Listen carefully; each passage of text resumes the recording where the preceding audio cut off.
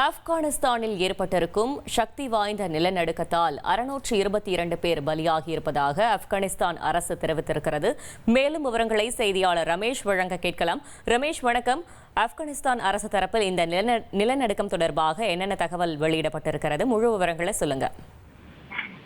ஆப்கானிஸ்தான் மிக மோசமான ஒரு இயற்கை பேரிடரை இன்று காலை சந்தித்திருக்கிறது.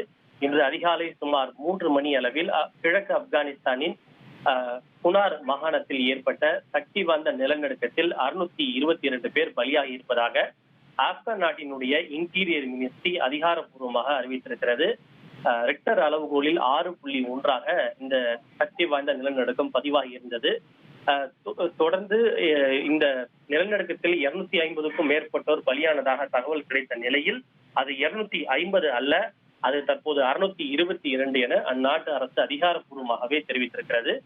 மேலும் இந்த நிலநடுக்கத்தில் 700க்கும் மேற்பட்டோர் காயமடைந்திருப்பதாகவும் ஆப்கான் நாட்டு அரசு அதிகாரப்பூர்வமாக தெரிவித்திருக்கின்றது.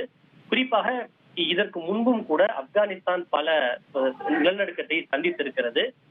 ஒரு 2-3 ஆண்டுகளுக்கு முன்புதான் இத்தகைய ஒரு மிகப்பெரிய ஒரு இழப்பு மற்றும் என்பது ஏற்பட்டது. அதன் பிறகு ஒரு 3 ஆண்டு இடைவெளிக்கு பிறகு மிகவும் சக்தி வாய்ந்த ஒரு நிலநடுக்கம் என்பது ஏற்பட்டிருக்கின்றது. குறிப்பாக அங்கு மலைப்பகுதியை ஒட்டி அமைந்திருக்கக்கூடிய பல வீடுகள், கட்டுமானங்கள் மண்ணால் செய்யப்பட்ட வீடுகள். எனவே அந்த மண்ணால் செய்யப்பட்ட பல வீடுகள் மிகுந்த சேதத்திற்கு உட்படுத்தப்பட்டு அதில் வசிக்கக்கூடிய மக்கள் பலர் பலியாகி இருக்கின்றனர். தொடர்ந்து மீட்பு பணிகள் நடைபெற்று வருவதாக அரசாங்கத்தின் சார்பில் தெரிவிக்கப்பட்டிருக்கிறது.